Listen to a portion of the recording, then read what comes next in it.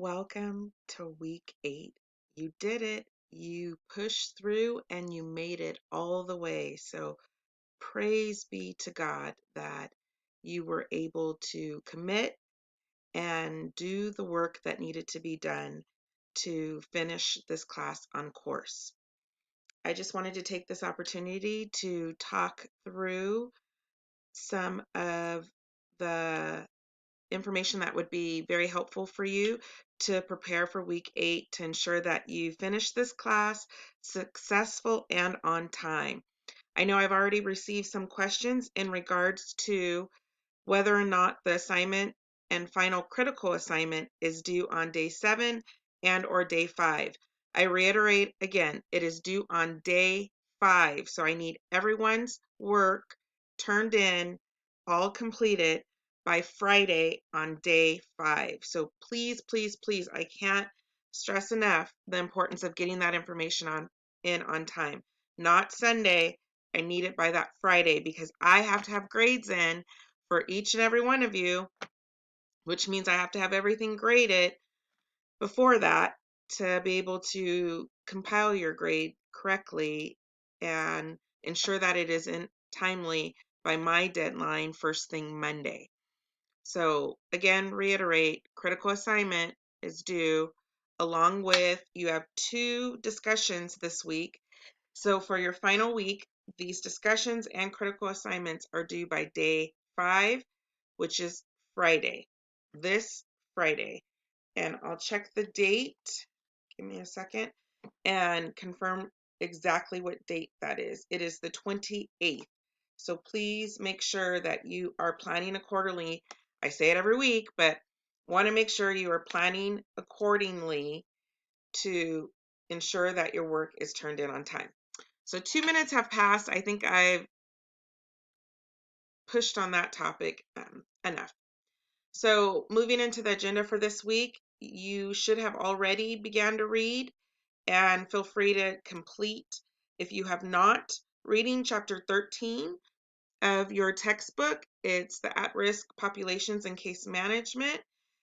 There are some really, really, really good examples. I know some of you asked, or I believe it was one of you, inquired about the PowerPoint for chapter 13. So this course was set up and uh, didn't realize it till really late in the game. So when I looked at the chapter to determine if a PowerPoint would be helpful or not, I thought the information is right there in your textbook. There is such good examples, and I refer you specifically to pages 382 and 383 in the 4th edition, if that's the one that you have, and really look at the do's and don'ts. So it speaks of not only what you've learned up to this point as far as case management, but it also speaks to different recommendations on how to manage some of those high risk circumstances and situations. And so you have all heard me speak of my experience over almost 3 decades now, almost 30 years. And I started as a case manager and have had the opportunity to use that experience and take it to the higher level and work at the state level and the federal level as far as developing policies and legislative having input in that. And so with that in mind, what I have learned from my experiences of dealing with the client, dealing with peers, dealing with management, dealing with executives, dealing with partnerships and other entities and outside entities of support and all working towards the same common goals. And so what I can share with you is my best lessons learned are to really practice at active listening. There is always a time and place for you to have your say, but there are so many opportunities for growth and learning and building awareness when you can just listen to what someone has to say and be empathetic in regards to what they are going through. And so if you've already completed the chapter 13 reading and or still have to finish it, I think you will draw away a lot of really essential information that is useful to you in all aspects of working with others and being able to communicate in a way that's effective and not taking it personal. Because even when someone, whether it's a client, whether it's a peer, whether it's your boss, whether it's someone from your church, whether it's someone you are not familiar with that you're crossing paths with, more often than not, in my experience, what I have learned is that those individuals are dealing with something within themselves. And if they're trying to point out and bring out negativity in you, then you have to recognize it for what it is and be able to separate yourself from that circumstance.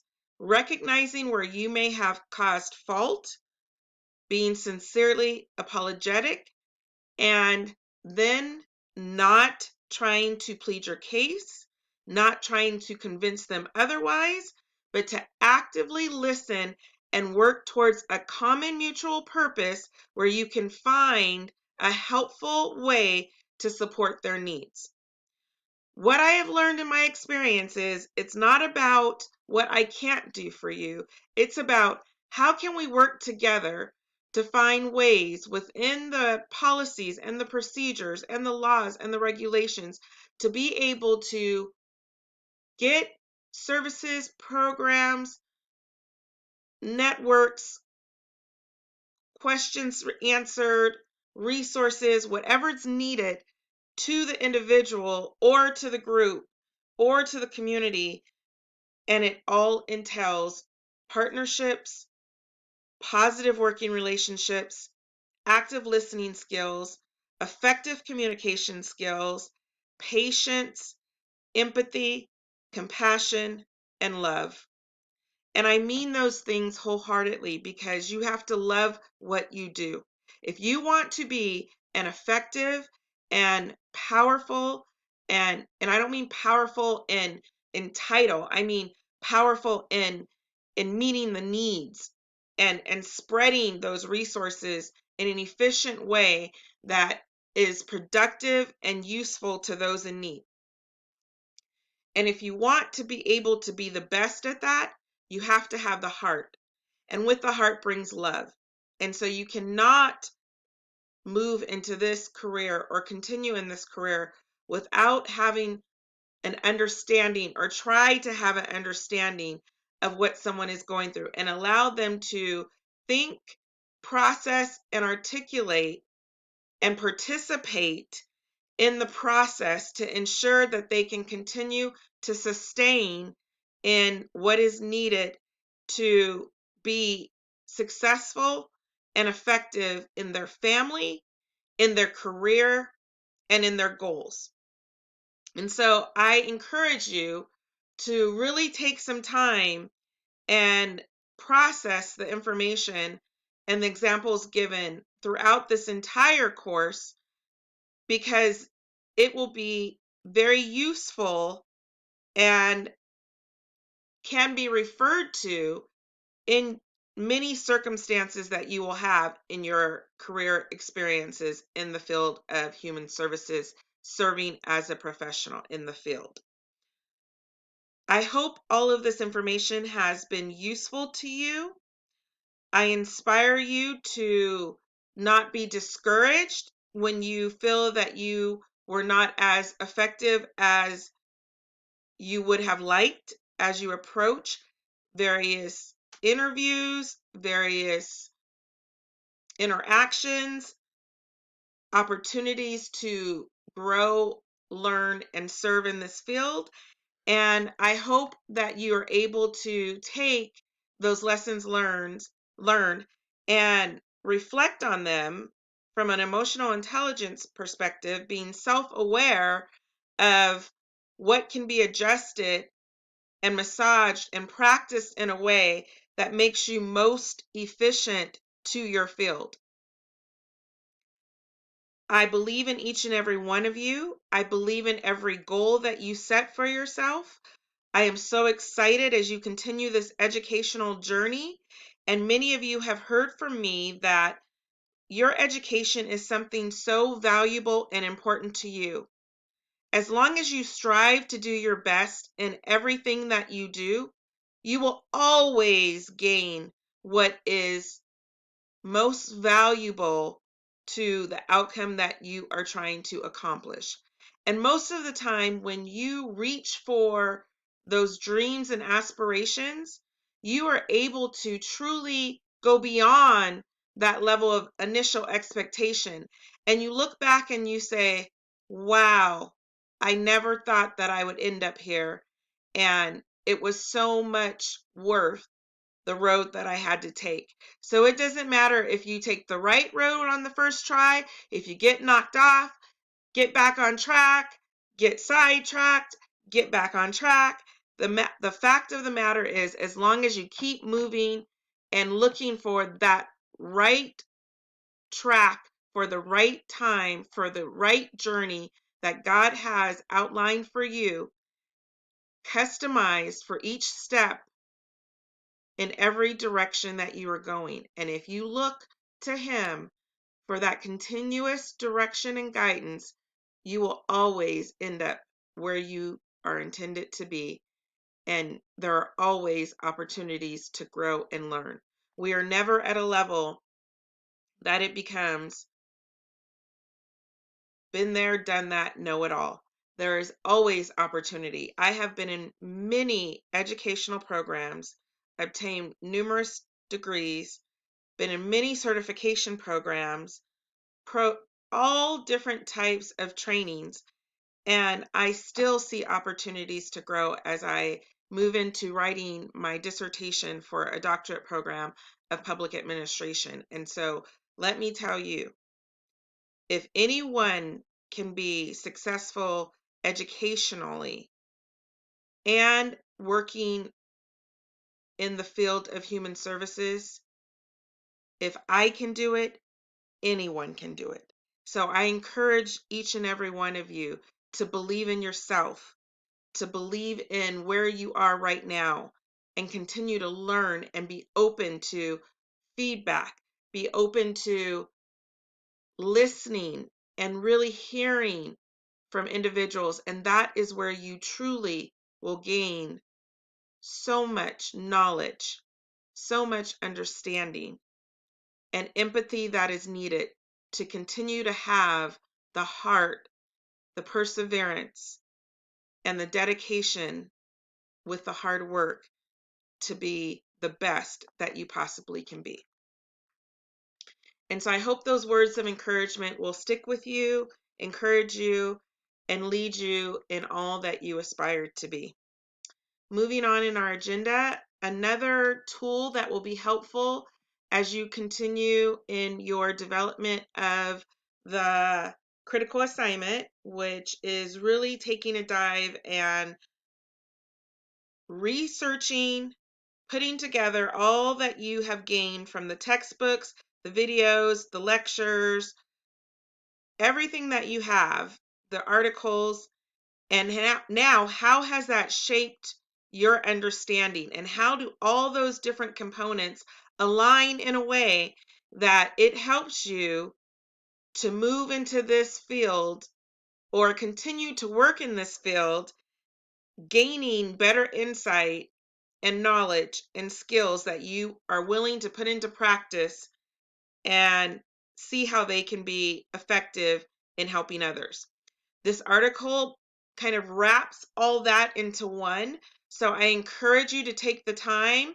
I always like to give you the pages because that kind of helps. That's how I am. I always want to know, how long is it going to take me to read this information? And so it's only about 11 pages, not too long. But let me tell you, it has a plethora of information entailed in it. And what makes this study so amazing is that it takes communication skills, it takes research, skills that are truly from workers within the field, social workers within the field, and it wraps all of those experiences and kind of simulates it into an opportunity for you to see how the responses, how empathetic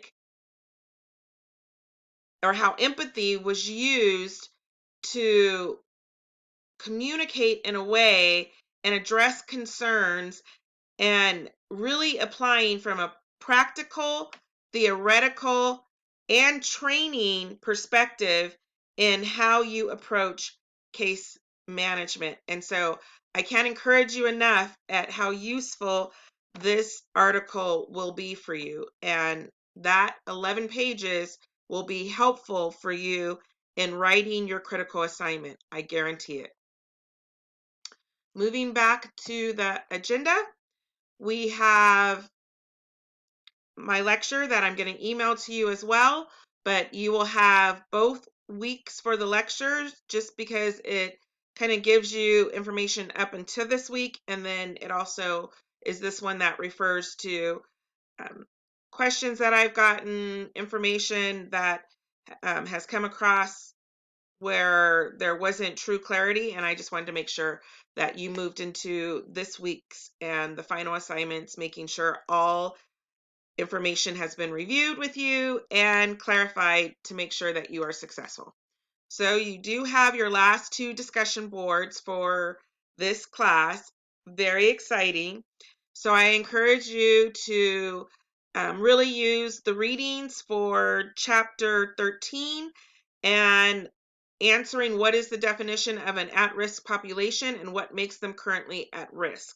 And there are other resources and information from the articles and videos that will be a good point of reference for you to use for this discussion as well. I want to see that. Let's go strong in your last week. I know you all can do it. Push through. Please, please push through and be there for your peers and giving them their responses to what you have learned from their insight and their feedback. I always give in my, as I'm grading, I share that we love to hear from each and every one of you. This is online, and so this is our only opportunity to connect and be able to truly take in and learn from what others have to bring to this class. Your discussion number 2 is please discuss the vulnerabilities that you may encounter working with persons with low socioeconomic status. And again, I think there's a lot that you can take away from this class that you have been reading about, reviewing examples of, watching videos, and I think it should be not as difficult to speak to some of these things just from what you have had an opportunity to see, read, hear as we've worked through these past 8 weeks. So feel free to draw in anything that you have learned throughout. And again, we would love to hear what you have to share.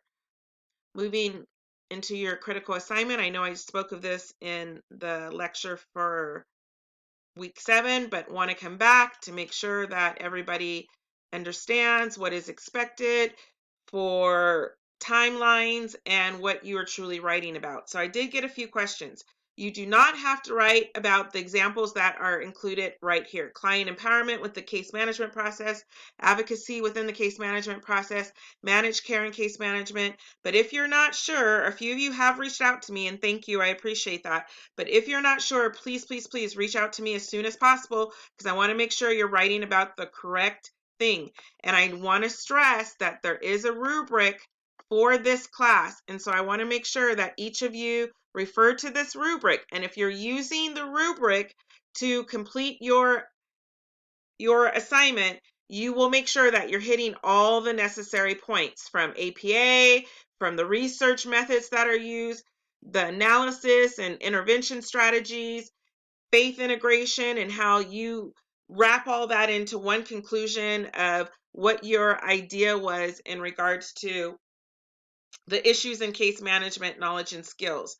And so I'm really looking for that analysis and summary on the topic that you chose and how are there some intervention strategies. So from your interviews, the practice ones, the video ones, from your research that you've done in your other assignments and the discussion boards, from the textbook, from the PowerPoints, from everything, the videos, articles, from everything that you have learned over this class. I should be seeing all aspects of all these pieces that you have put together in this overarching analysis and summary of how you are breaking down the concept of case management, the topic that you're studying, and intervention strategies in relation to case management and that topic.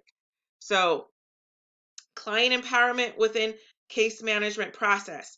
As an example, what are some strategies that you can include from the research and from the readings and all the information over this past 8 weeks? So, for example, it talks about, I was just sharing earlier, putting yourself in the other person's shoes, having empathy, right? First and foremost, that is definitely an intervention strategy. Listening, asking the right questions, right? These are additional intervention strategies. Not that they will cause someone not to be upset, not to be angry, not to speak rudely, not to act out, but you can control the safety of the interaction by making sure you remain calm and you follow the right policies and procedures for safety, and knowing when to balance that of being empathetic and understanding, or trying to understand and work with the client or the family or the child or the aging adult, or knowing that it has crossed the line of potential not being safe any longer, and it's time to take the appropriate action, whether that's getting out of the house if it's a home interview, whether that's calling in support from either your security or your supervisor. Whatever your appropriate policy and procedure is, that is what should be followed. But when we get upset and try to act like we're not upset, the client still knows we are upset. And that is how they interact with us. We have to make sure that we allow our opportunities to practice. And that is why with this class, it was so important for you to practice using the template first, having an opportunity to do an actual interview, then having an opportunity to do it on video, then really reflecting through that self-reflection. Remember, emotional intelligence is the self-awareness that you have and being able to self-manage your interactions with others. And so you can manage your relationships in a way that are positive, even in the most difficult and timing circumstances. And I shouldn't say positive because they don't always end on a positive outcome, but they're based on working towards win-win solutions. I'll say that. So with that in mind, it should be a 3 to 5 page type paper. A bibliography should be cited. I want a title page. I want to see that you used resources and not just one or two, really using resources. And I'm going to go back to the rubric here because I know some of you question, and I've gotten responses in the past that I seemed a great, difficult. But remember, this is a learning opportunity for you. And I don't want you to move to that next level, whether it's master's degree, whether it's just moving into the career field, whether it's promoting in the career field, and get to a point where you are challenged in a way that you had an opportunity to develop and grow and be ahead of that. You have to put in the work now and it will pay off in the future. And I want you to be the best that you possibly can be. And not that we will always be perfect. I am by no means implying that I expect perfection. but I want you to be the best that you possibly can be. And as your professor, it is my responsibility to provide you positive and productive feedback in a way that you can move and continue on, because as the higher number in each of these classes get for you as you get closer to graduation, there's an expectation that APA formatting, use of references, using your research, showing how you were able to research a topic, analyze a topic, summarize a topic. So I don't want to sell you short in your money, time, and efforts without you having everything that you need to work as close to excellence as possible. And so I just share that with you from my heart, and I hope you understand that I truly care and want the success for each and every one of you. And I really, really, really work to make sure that I provide you feedback that will help you to see opportunities that can take you to that next level. So back to your assignment, the APA formatting. And sorry, I know my face is kind of behind the writing right now, but I just had to share that piece right there. But I want to come back here where it talks about APA style consistently used throughout, minimal to no errors, at minimum 5 peer-reviewed references. So that is what I'll be looking for you to get as close to 100 as possible. I want to share that. Spelling, grammar, and punctuation are congruent with APA style. So I'm not trying to be difficult. I promise you, I want to give you all 100%, but I have to, as your professor, be fair, ethical, right? We've talked about that. And so integrity, and just really wanting to make sure that you seek towards excellence and get as close as possible. Also, here, let's talk about research methods utilized, including interviews with community agency staffs and visit to area agencies. If you work within the agency, great. Share some of those experiences. If not, feel free to have a field trip really quick. Hopefully, you've already done it. If you interact or know or have family members, friends, colleagues, associates that work in the field or interact in the field, feel free to pick their brains. I want to see how you use that in your analysis and summary. And so I hope this has been helpful for you. I have truly enjoyed having an opportunity to learn with you. I learn each week when I read your discussions, when I read your assignments. Remember, if you're looking for a better grade, if some of you have concerns with your grades, I allowed multiple responses for the quizzes. So this is your opportunity this week to go back and take that opportunity to redo some of those quizzes if you want to see some of your scores or possibility of raising your grade. Also, if you complete the end of the class evaluations, I would greatly appreciate it. I look forward to your feedback. I love being able to have an opportunity to share, not only for me, but share with my faculty and peers in regards to how we can continue to enhance our courses here at Cal Baptist. And as I said, I am currently a student and professor at the same time, and I will be a lifelong learner. So I will always take classes and programs and look for degrees, but know that I experience what you guys experience as well. And I hope that your experience with Cal Baptist has been positive, and I hope that you continue to grow and that you learn through me, not only from what I have spoken in my words, but what we have shared throughout this class in so many different perspectives, and really tried to do that for you, give you so many different ways of looking at case management, from real life in-person uh, interviews to seeing it in action. And I encourage you to always look for opportunities to simulate some of these suggested practices and opportunities to interview, where you can get a true picture of what that looks like. So when you are in the real world, you know what to be prepared for. We can never be prepared enough, but practice always works towards perfect. And once you are able to imagine that you're in that space and in that situation, you're better able to maneuver. And so that is one tip that I will share with you. One amazing thing, working within human services and having an opportunity to serve as the chief learning officer for my county department, I have been given the opportunity to really seek up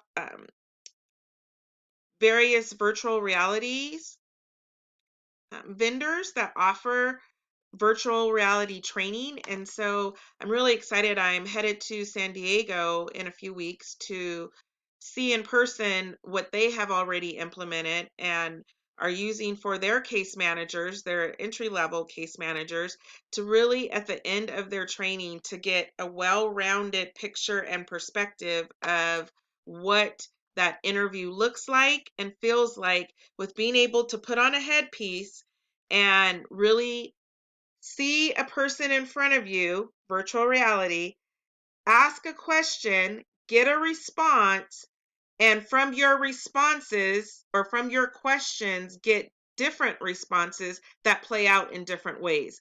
Now, let me tell you, I'm almost 30 years into the field and I have never had an opportunity to be trained from this perspective. And so be encouraged as you move into human services, because there are so many counties that are joining forces and really looking for opportunities to simulate what this looks like to work in this field and be effective in this field and learn about this field in a way that you can get out and interact with your clients and your customers and your families and your children and your seniors and really meet their need for resources, for services, for offerings, for monetary needs, for nutrition.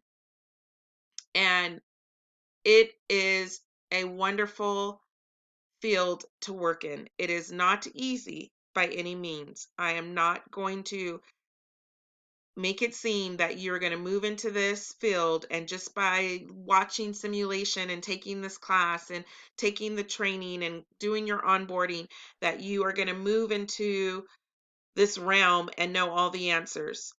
I, from personal experience of working as an entry level case manager, it took about 2 years to really get comfortable with the job. I had a support system that was amazing. We had lead workers, we had supervisors, I had my peers, I had resources to refer to that helped me along the way.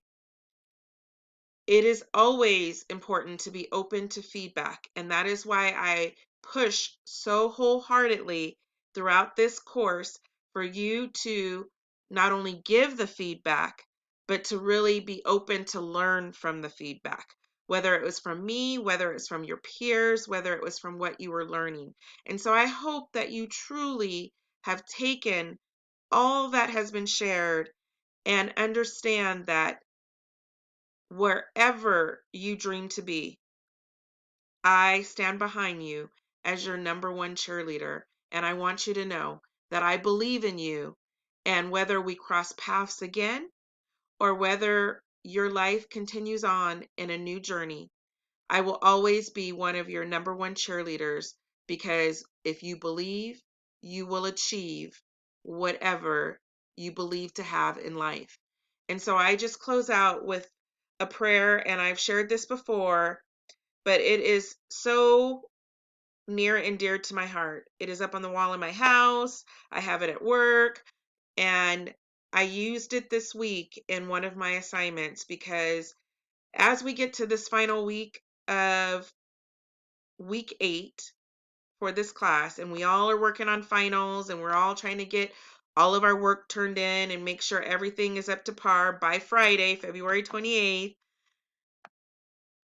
things start seeming more and more overwhelming because time seems to be shorter. And I do so much, and I put myself in so many different networks that a lot of times I am pushing myself to the limit with time. I serve on a national council. And child welfare is so important. I serve on a local government council as president, and we just had a huge event this past weekend for Black History Month. And as I said, I serve full time as professor and chief learning officer for local government. And it is still opportunity to take time to breathe, to reflect, to pray, and make sure that you move into this week and any other times that you're feeling that feeling of overwhelmment or not feeling up to par or struggling with some trials and tribulations. Just know that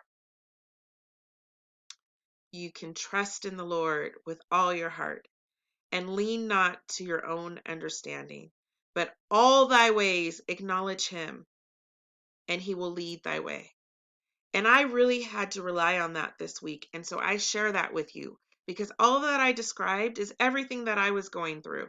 And know that we will always get through it. And even when it may storm all through the night, we wake up to sunshine because there is always joy in the morning. And so I encourage you, I empower you, I believe in you, and I thank you. I thank each and every one of you for allowing me to teach you and learn from you. And I wish you all the best in all your future endeavors. Thank you. Take care.